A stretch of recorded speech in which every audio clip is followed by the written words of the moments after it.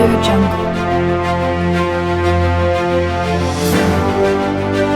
Hoosiers, it's Jason Jones with the Indiana District Communist Party coming at you with some labor news. We've got some updates on the National Labor Relations Board and their ruling on the Bessemer, Alabama Amazon warehouse workers plan.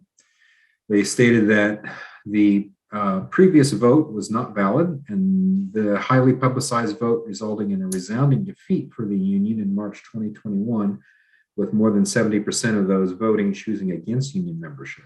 The union accused Amazon of engaging in efforts to gaslight its own employees and filed a petition in April to nullify the vote. After investigating, the NLRB agreed. Federal officials decided that Amazon interfered so blatantly in its workers' ability to vote that a second election is now in order. The ruling detailed how Amazon defied NLRB guidance and set up a vote collection box right outside the warehouse entrance, giving workers the impression that it was involved in the vote counting. The company also distributed vote no paraphernalia to workers in the presence of managers and held what the NLRB called captive audience meetings with small groups of workers 6 days a week, 18 hours a day, and blasted them with anti-union messaging. The company essentially hijacked the process, gave a strong impression that it controlled the process as well, concluded the NLRB Regional Director Lisa Henderson. In a separate decision, the NLRB also determined that Amazon illegally fired 2 employees last year who were agitating against unfair labor practices. It's no wonder the election turnout was low. Yet Amazon has already begun paving the way for more interference. According to Reuters, it's again forcing thousands of employees to attend meetings and posting signs critical of labor groups in bathrooms. This aggressive pushback against the unionizing effort at a single warehouse indicates Amazon's absolute determination to deny workers a say in their labor conditions, and it's no mystery why. A study of 20 years of wage data for the retail industry found a clear and growing advantage for unionized workers compared to non-union workers, with the weekly wage gap between the two groups increasing from $20 in 2013 to $50 in 2019. You can see the difference firsthand for Amazon's workers in Europe. There, Amazon's workers are already unionized and actively demanding better wages and working conditions. In November, unionized Amazon workers in Germany walked off the job for higher pay. Last year, Italian workers went on strike for 11 days for an extra 5-minute break. And during the early months of the pandemic, French unions successfully demanded that Amazon suspend activities at its warehouses in the interest of worker safety. This sort of progress is exactly what Amazon wants to avoid in the United States, where numerous studies have detailed how the company mistreats its workers. One investigation by the New York Times earlier this year found extremely high employee turnover at the company's Staten Island warehouse.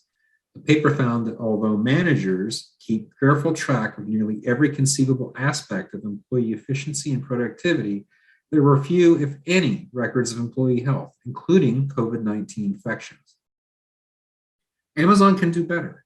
While Bessemer warehouse workers are being bombarded with anti-union propaganda, the company was practically minting money with record profits.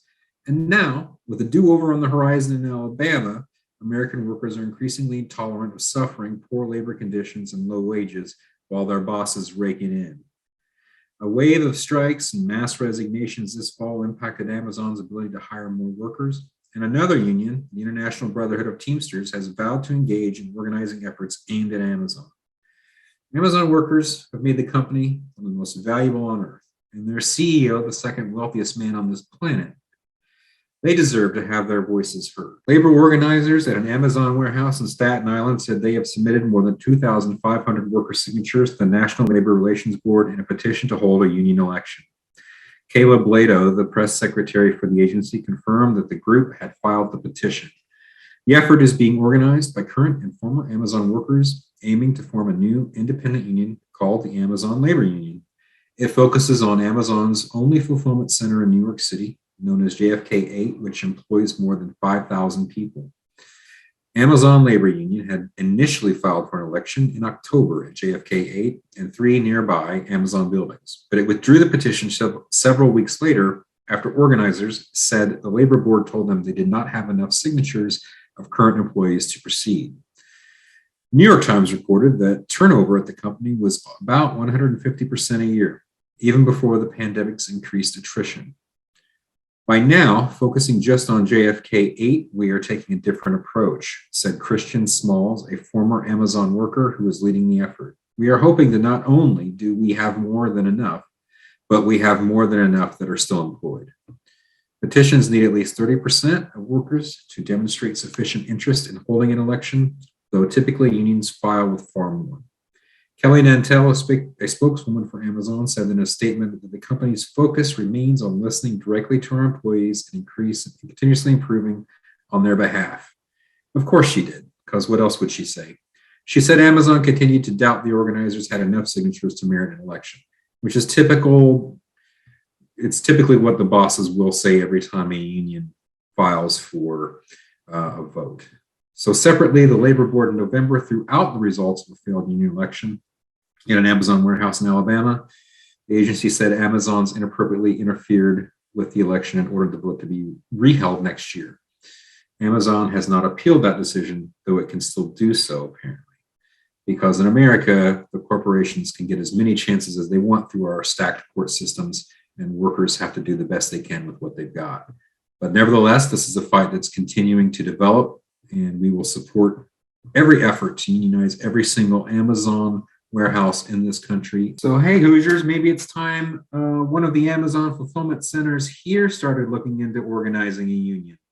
I mean, we have the one in Indianapolis, we have one in Greenwood, and the Amazon Fulfillment Center down in Whitestown.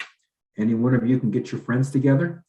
Look at the show description and comments below this video for links to the Indiana AFL-CIO and various unions to get yourself started. And remember, the Indiana District CPUSA stands in solidarity with anyone forming a union. Thank you. This has been Hey Hoosiers. Catch you next time.